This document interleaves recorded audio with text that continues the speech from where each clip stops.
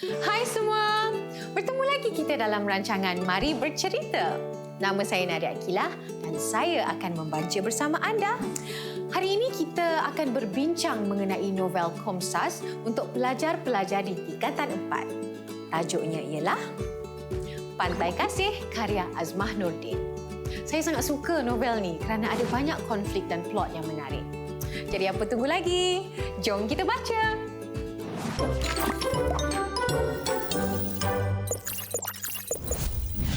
Novel Pantai Kasih karangan Azmah Nordin mengisahkan kehidupan Raiha, seorang doktor muda yang terpaksa melalui pelbagai bentuk cabaran sebelum berjaya menjadi doktor pakar mudah. Raiha berkahwin dengan seorang doktor yang lebih tua darinya bernama Dr. Sadis. Hasil perkahwinan itu, Raiha telah melahirkan anak sindrom Down. Tetapi anak ini tidak diterima oleh Dr. Sadis. Malah, Dr. Sadis pernah meminta Raiha untuk menggugurkan kandungannya. Tapi walaupun dilahirkan, anaknya menimpa satu kemalangan yang sangat malang dan akhirnya menemui ajalnya. Ini menyebabkan kesedihan yang teramat pada Raiha. Selepas menghadapi kegagalan dalam perkahwinannya, dia akhirnya menerima pelawaan mentornya, Dr. Uwang, agar bekerja di sebuah pusat rawatan mewah yang dikenali sebagai Pusat Rawatan Pantai Kasih, PRPK, dimajukan oleh Dr. Uwang yang juga anak saudara kepada Dr. Sadis. Walaupun telah berjaya membangunkan PRPK sehingga ke tahap sekarang, bapa Dr. Uwang, Datuk Ontong, masih tidak mengiktiraf kejayaan anaknya itu. Uwang terkesan betapa bapanya seolah-olah amat menyesal kerana telah melepaskan tanggungjawab untuk memimpin PRPK itu secara 100% kepadanya. Raiha juga sering diganggu gambaran bekas suaminya yang perlahan-lahan mengingatkan dia pada kisah silamnya yang amat mengerikan dan menyayat hati. Antara kisah silam yang sangat mengganggu Raiha adalah peristiwa kehilangan anak tunggalnya, Rohayu, yang terkorban di dalam kebakaran yang dimulakan oleh Dr. Sadis akibat terlalu marah. Akibat kehilangan anak tunggalnya, Raiha mengalami tekanan emosi seperti yang kita dapat lihat di halaman 8. Dia terus teringat-ingat akan peristiwa malang yang mengakibatkan kematian anak kesayangannya itu. Ingatan tentang peristiwa itu bagaikan sejenis pohon berduri yang sentiasa segar menusuk hati nuraninya. Kemudian kita ada Felicia Landosi, seorang jururawat di PRPK. Adalah seorang saksi yang mengetahui tentang perkara sebenar yang berlaku semasa kebakaran tersebut.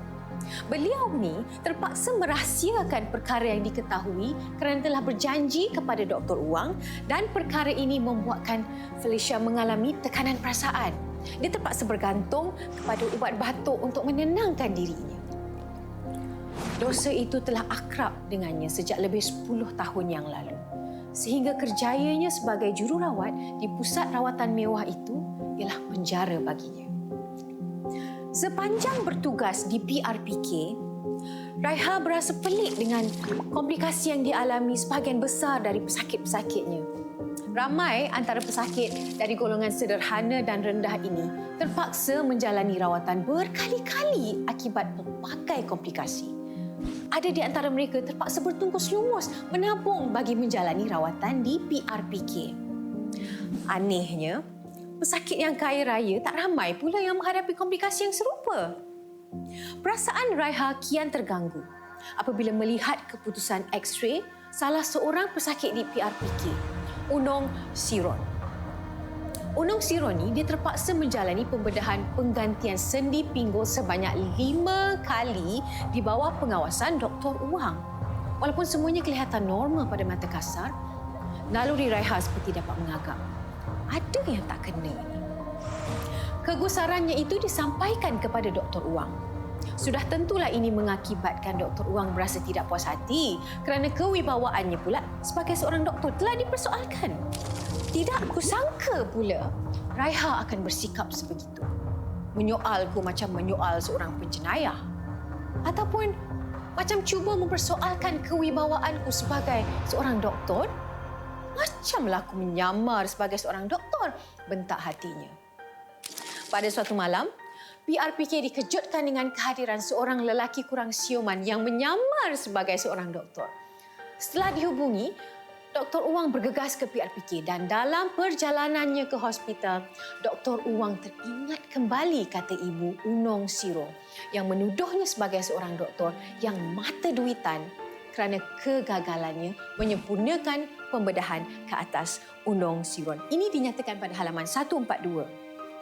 Saya fikir, selama ini saya mengadu nasib kepada doktor yang bertugas sebagai pengabdi kemanusiaan. Tapi rupa-rupanya saya salah. Saya telah mengadu kepada seorang doktor yang bermata duitan. Akibat terganggu dengan kata-kata dari Ibu Unong Siron dan juga diganggu bayangan rohayu semasa kejadian kebakaran, kereta Dr. Uwang pula terbabas dan beliau mengalami kejeraan yang sangat serius sehingga terpaksa dibedah oleh Raiha. Selepas kemalangan tersebut, Felicia akhirnya menceritakan perkara sebenar yang berlaku pada malam kebakaran kereta mewah yang melibatkan anak Raiha. Felicia turut memberitahu bahawa dia diupah oleh Dr. Sadis untuk membeli minyak petrol yang digunakan untuk membakar kereta mewahnya. Dr. Raiha, ucap Felicia Landusi dalam nafas yang tersedu-sedu. Maafkan saya, Doktor. Maafkan saya. Saya tidak pernah berniat untuk mencederakan anak perempuan doktor itu. Tidak dengan sengaja. Felicia meminta maaf kerana takut menceritakan hal sebenar di mahkamah.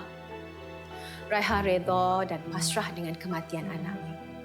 Raiha juga sedar bahawa dia dan Felicia merupakan dua orang insan yang menjadi mangsa keadaan manakala Dr. Uwang menjadi mangsa kerakusan dirinya. Raiha memaafkan kesalahan Felicia. Jadi apakah pandangan anda semua tentang cerita ini? Tema kemaafan di sini merupakan yang paling ketara. Bagaimana kalau benda ini jadi kat anda semua? Boleh tak anda memaafkan Felicia ataupun Dr. Sadis? Fikirkannya dan kita kembali selepas ini.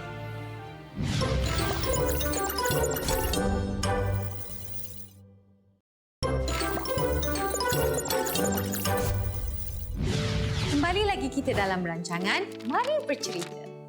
Hari ini kita sedang membincangkan tentang novel Pantai Kasih karya Azmah Nordin.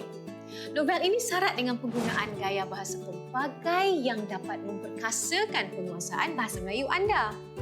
Apa kata kita uji minda kita sikit tentang gaya bahasa? Okey? Gaya bahasa pertama yang kita akan uji ialah peribahasa. Anda semua pasti tahu peribahasa kan? Boleh fikirkan contoh peribahasa? Baiklah. Saya beri satu ya. Simpulan bahasa, perumpamaan atau pepatah. Jadi mari kita lihat di halaman 28. Nyatakan simpulan bahasa yang digunakan. Jumpa tak? Jawapan dia ialah betul, anak kandung. Anak kandung merupakan anak yang dilahirkan oleh seseorang. Saya beri contohnya. Ali merupakan anak kandung Encik Omar dan Puan Jamilah. Okey, kita tengok pula di halaman 142. Nyatakan simpulan bahasa yang digunakan. Kadang-kala saya rasa saya ni macam mata duitan. Bukan saya nak menipu orang dan saya berharap saya takkan menipu orang. Tapi saya sentiasa memikirkan cara untuk membuat duit. Apakah jawapan dia? Mata duitan. Mata duitan bermaksud orang yang mementingkan duit ataupun tamak duit tanpa mengambil kira situasi orang lain. Saya bagi contoh ayat ya. Jane, seorang gadis mata duitan yang telah berkahwin dengan seorang jutawan tua. Seterusnya, kita belajar tentang simili. Simili merupakan gaya bahasa yang biasa digunakan. Simili atau perbandingan ialah gaya bahasa yang membandingkan sesuatu dengan sesuatu yang lain. Okey, perbandingan ni biasanya menggunakan perkataan apa? Kita guna perkataan seperti, bagai, bak, laksana, macam, ibarat, umpama. Sekarang kita lihat di halaman 8. Apa simili yang digunakan?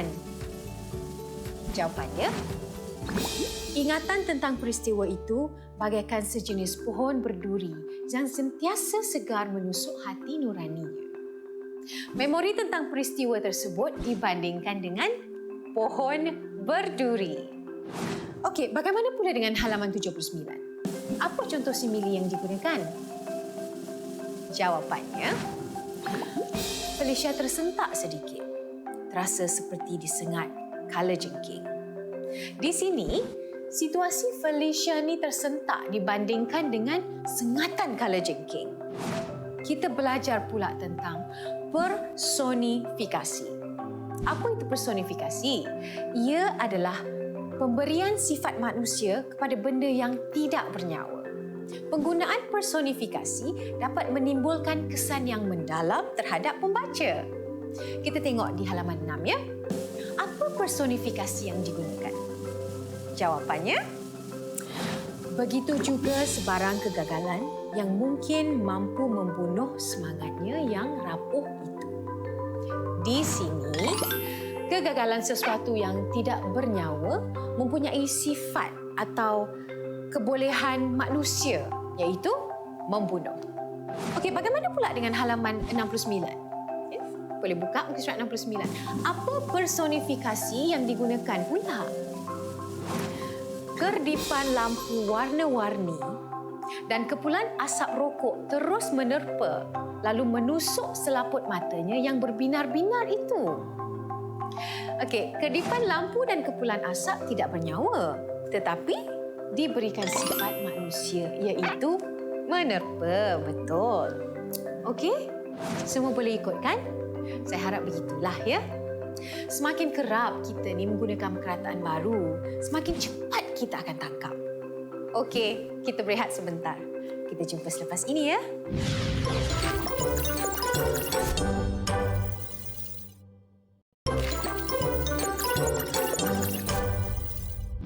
Selamat kembali ke Mari Bercerita bersama saya, Nadia Akilah. Hari ini kita akan berbincang mengenai novel Komsas untuk pelajar-pelajar di tingkatan 4. Tajuknya ialah Pantai Kasih karya Azmah Nordin. Sebelum tu saya nak tanyalah kan, siapa dalam hidup anda yang membuat anda berasa gembira ataupun sedih ataupun marah? Apakah pandangan anda terhadap mereka semua ni? Bagaimana perjalanan hidup anda sekiranya individu-individu ni tak wujud? Tentu akan rasa pelik kan? Sebab itulah watak ni amat penting dalam sesuatu cerita. Jom kita fahami watak utama dan watak sampingan dalam novel ini. Raiha adalah watak utama dalam novel ini. Dalam cerita ini, Raiha bertugas sebagai seorang pakar bedah di Pusat Rawatan Pantai Kasih, PRPK. Dia seorang yang berpendidikan tinggi dan profesional. Raiha juga seorang yang tegas dengan pendiriannya. Buktinya, dia tetap meneruskan kandungannya walaupun tindakannya itu ditentang hebat oleh suaminya kerana anaknya mempunyai sindrom Down. Raiha juga seorang yang bertanggungjawab. Ini dapat dilihatkan apabila dia cuba memahami sebab pesakit Unong Siron walaupun telah dibedah 5 kali tapi masih belum pulih. Dia juga tetap melaksanakan tanggungjawabnya sebagai seorang ibu walaupun anaknya, Rohayu, mempunyai sindrom Down. Perwatakan Raiha mengajar kita tentang kepentingan menghadapi hidup dengan kecekalan. Kerana sebagai seorang manusia, cabarannya sentiasa ada. Jadi Raiha ini juga adalah seorang yang cekal. Raiha tidak pernah menyerah kalah apabila suaminya ingin menghantar anaknya ke pusat jagaan khas.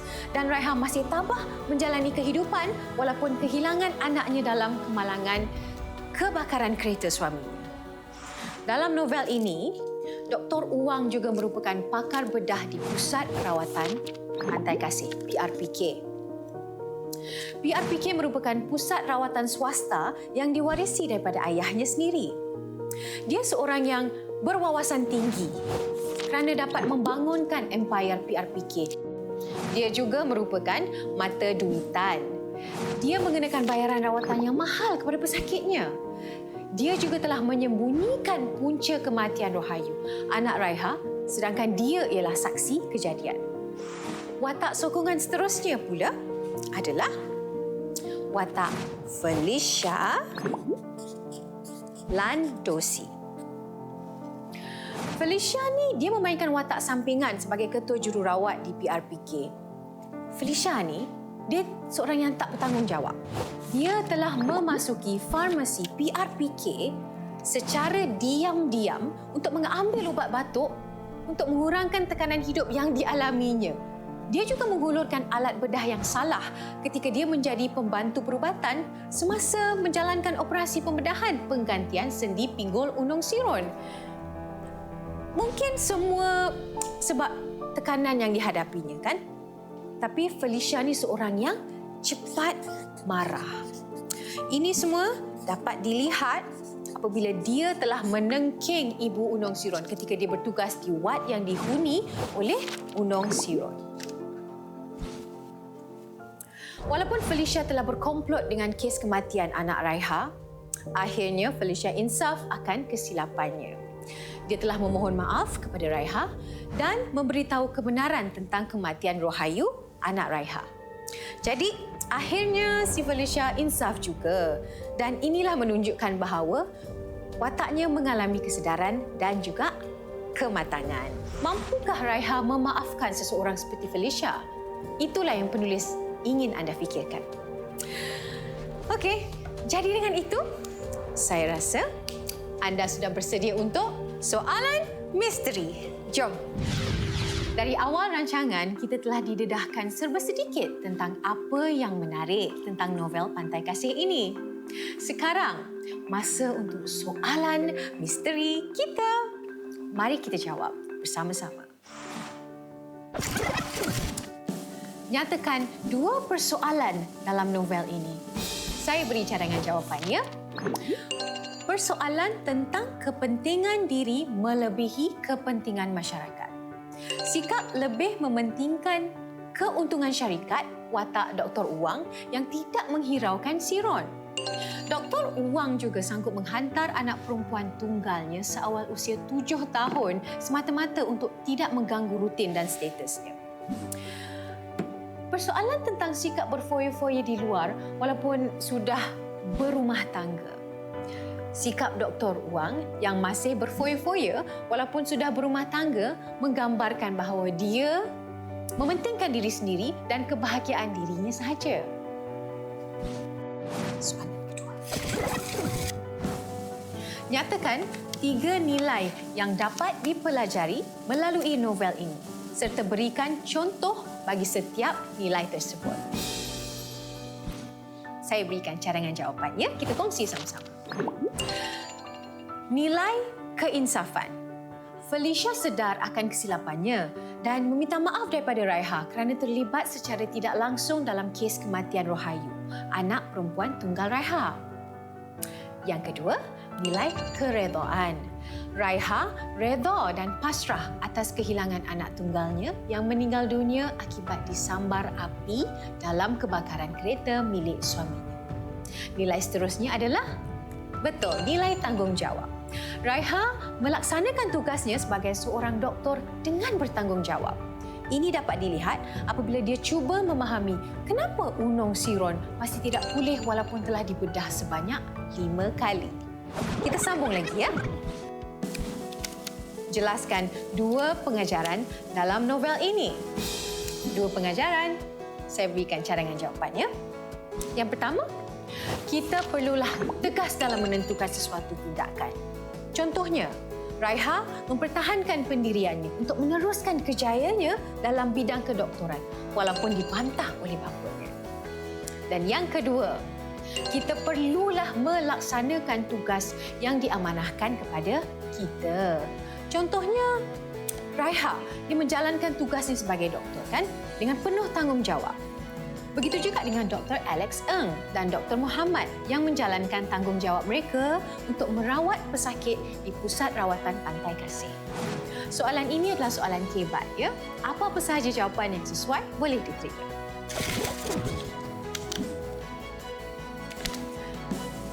jika anda di tempat Raiha, bagaimana anda akan mengharungi cabaran yang dihadapi?